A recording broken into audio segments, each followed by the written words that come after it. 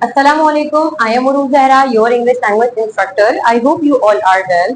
आज की इस वीडियो में हम हैव का पहला इस्तेमाल देखने जा रहे हैं और ये हैव का इस्तेमाल हमारे लिए क्यों जरूरी है। लेकिन अगर आप हमारे चैनल पर नए हैं और अब तक हमारे चैनल को सब्सक्राइब नहीं किया है तो don't forget to subscribe our channel, साथ ही बेल आइकन को भी प्रेस कर लें ताकि हर वीडियो आपको मिल सके। इसके साथ ही I am really thankful to you because you are supporting us, you are watching us video. और अगर आपका कोई भी सवाल है so you may simply ask your question in a comment section and I will reply you back. आज हम discuss करते हैं हैव एंड हैज टू का इस्तेमाल। Have to and has to ये कौन सा लेसन है?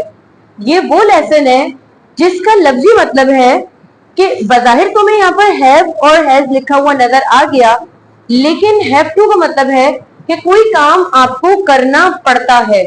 अगर आपको कोई काम करना पड़ता है बहालत मजबूरी के आलम में आपको कोई काम करना पड़ता है तो आपको हैव टू या हैज टू का सहारा लेना होता है। इस बात को समझने से पहले आपको बेसिक कॉन्सेप्ट ऑफ सब्जेक्ट को समझना होगा। मैंने सब्जेक्ट में ये बात बताई थी कि I, we, you, they, he, she और इट, ये 7 टाइप्स के हमारे पास सब्जेक्ट होते हैं। इन तमाम सब्जेक्ट्स के साथ हैव किस तरीके से हैज में कन्वर्ट होगा हमारी वीडियो में आपको ये भी समझ आ जाएगा। अकॉर्डिंग टू द फॉर्मूला सबसे पहले यहाँ पर लिखा हुआ है सब्जेक्ट, सब्जेक्ट के बाद आएगा हैव टू या हैज टू, देन इसके बाद वर्ब की फर्स्ट फॉर्म एंड ऑब्जेक्ट। अगर हम इसका नेगेटिव बनाएंगे तो हमें नेगेटिव बनाने के लिए डू एंड डस की एलोकेशन करनी होगी। डू या डस जब भी आते हैं तो यहाँ पर मनफी जुमले में हैज किस में कन्वर्ट हो जाता है? हैव में कन्वर्ट हो जाता है। तो हेल्पिंग वर्ब की मदद से याद रखिएगा कि नेगेटिव जुमले में वर्ड हैज की कोई गुंजाइश नहीं है और ये सिर्फ हैव में कन्वर्ट हो जाएगा। देन इसके बाद वर्ब की first form and object. I want your attention. इसके अलावा जब हम इंटरोगेटिव बनाते हैं तो इंटरोगेटिव में हमें डू एंड डस पहले लेकर आने होते हैं। देन इसके बाद हमारे पास हैव टू आ जाता है, इससे पहले सब्जेक्ट आ जाएगा, do and does plus subject, then have to, then verb की फर्स्ट फॉर्म एंड ऑब्जेक्ट।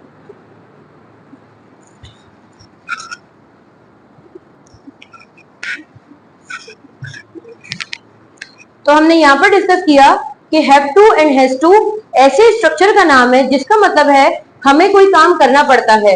रोजाना के मामलात में ऐसे बेशुमार केसेस हमारे सामने आते हैं। हम अक्सर कहते हैं मुझे मार्केट जाना पड़ता है, मुझे यहाँ पर जॉब करनी पड़ती है, आपको किसी टॉक्सिक इंसान को बर्दाश्त करना पड़ता है, आपको अपने आप को मनवाना पड़ता है, आपको कोई जबान सीखनी पड़ती है। और ये बात हम सब जानते हैं कि कोई भी जबान सीखना इतना आसान नहीं होता, लेकिन मुश्किल भी नहीं होता, लेकिन एटलीस्ट आपका फोकस होना ज्यादा जरूरी है। इसमें उम्र की कोई कैद नहीं होती है। बच्चे जो हैं, छोटे बच्चे, वो भी देर से सीख रहे होते हैं और काफी एजेड जो हमारे पास अपराध का क्राइटेरिया है वो जल्दी सीख रहे होते हैं। तमाम बात हमारी फोकस की होती है। तो आइए जरा डिस्कस करते हैं have to and has to को।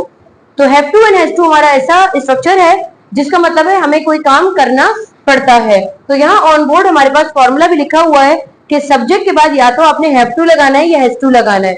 यहाँ पर स्लैश बीच में है कि या तो हैव टू आएगा या फिर हैज टू आएगा। टू जब भी आता है इसके बाद मुझे वर्ब की फर्स्ट फॉर्म लगानी होती है, देन ऑब्जेक्ट। अगर हम इसका नेगेटिव जुमला बनाते हैं तो यहाँ पर डू एंड डस के साथ नॉट आएगा और मनफी जुमले में सिर्फ और सिर्फ हैव टू आता है, देन वर्ब की फर्स्ट फॉर्म आएगी, देन ऑब्जेक्ट। नेगेटिव यानी मनफी जुमले में हैज टू की यहाँ कोई गुंजाइश नहीं है। जब हम सवालिया जुमला यानी इंटरोगेटिव बनाते हैं तो डू एंड डस पहले आ जाता है, देन इसके बाद सब्जेक्ट होता है, देन हैव टू होता है, देन वर्ब की first form and object. Examples की मदद से हम डिस्कस करते हैं, लेकिन एग्जांपल्स को समझने से पहले हम इस बात को देखेंगे कि आई, वी, यू, दे, यानी हमारे पास 7 टाइप्स के जो सब्जेक्ट हैं I, we, you, they, he, she और it. I, we, you, they में से हमारे पास हैव और डू नॉट का इस्तेमाल किन के साथ होगा? आई, वी, यू, दे के साथ होगा, जबकि ही, शी और इट के साथ हैज टू आएगा। लेकिन नेगेटिव जुमले में चाहे मैं इनकी बात करूं ही, शी और इट की, नेगेटिव जुमला बनाते वक्त डज नॉट हैव ही आएगा, डज नॉट हैज नहीं होगा। यहाँ पर एग्जाम्पल लिखी है they have to do work, उन लोगों को काम करना पड़ता है, उन लोगों को काम करना पड़ता है, they have to do work. लेकिन अगर हम इसका नेगेटिव बनाएंगे तो नेगेटिव आ जाएगा they do not have to do work, उन लोगों को काम करना नहीं पड़ता है। क्या उन लोगों को काम करना पड़ता है? Do they have to work? क्या उन्हें काम करना पड़ता है? अगर हम इसी की मदद से एक जुमला देखते हैं कि मुझे पानी पीना पड़ता है, I have to drink water. मुझे पानी पीना नहीं पड़ता है, I do not have to drink water. क्या मुझे पानी पीना पड़ता है? Do I have to drink water? बिल्कुल ऐसे ही हम आगे बात करते हैं। He has to combine the parts of broken toy. Broken toy का मतलब होता है टूटे हुए खिलौने।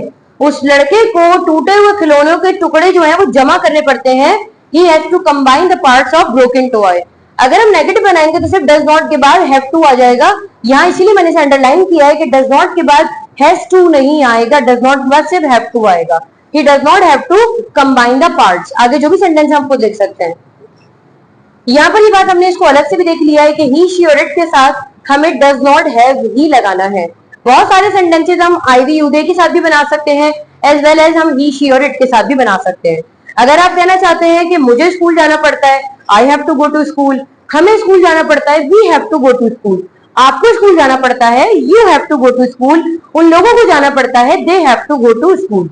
अली को स्कूल जाना पड़ता है। अब क्योंकि बात यहाँ पर अली की हो रही है, यानी थर्ड पर्सन सिंगुलर की हो रही है, तो अली के लिए मैं ही का इस्तेमाल भी कर सकती हूँ या फिर सिर्फ अली भी कह दूं तो काफी है। Ali has to go to school. Sara को स्कूल जाना पड़ता है, सारा के लिए मैं शी कह दूं या सारा कहूं तो बात सेम ही है। Sara has to go to school. अब यहाँ पर कुछ एग्जाम्पल्स हैं और इन एग्जाम्पल्स की मदद से आप बेहतर समझ जाएंगे कि हम इनका इस्तेमाल कैसे करते हैं। हम अक्सर कहते हैं कि मुझे अपने ख्वाब तोड़ना पड़ते हैं, यानी मुझे अपने ख्वाब को मारना पड़ता है। तो I have to break my dreams. मुझे अपने ख्वाब तोड़ना पड़ते हैं। यहाँ पर हम सेकंड एग्जांपल देख लेते हैं। अली को एक्स्ट्रा जॉब करनी पड़ती है। Ali has to do extra job. Ali है क्योंकि ही है इसलिए यहाँ पर हैज आ जाएगा। Ali has to do extra job. आपको इंग्लिश सीखना पड़ता है, यानी हम कह रही हूँ आपको इंग्लिश सीखना पड़ती है। You have to learn English. And the last sentence is हमें बर्दाश्त करना पड़ता है। बर्दाश्त के लिए हमारे पास वोकैबुलरी मौजूद है टॉलरेट, लेकिन इसके लिए एक और वर्ब भी मौजूद है बेयर, BEAR। तो इसको हम कहते हैं बेयर, बर्दाश्त करना। उन लोगों को बर्दाश्त करना पड़ता है, दे हैव टू टॉलरेट। इनके नेगेटिव्स एंड इंटेरोगेटिव आप बनाकर कमेंट सेक्शन में मुझे बता सकते हैं, आई विल रिप्लाई यू बैक। इसके साथ ही मुझे इजाजत दीजिए, आपसे दोबारा मुलाकात होगी एक नई वीडियो में। अपना ख्याल रखिएगा। अल्लाह हाफिज।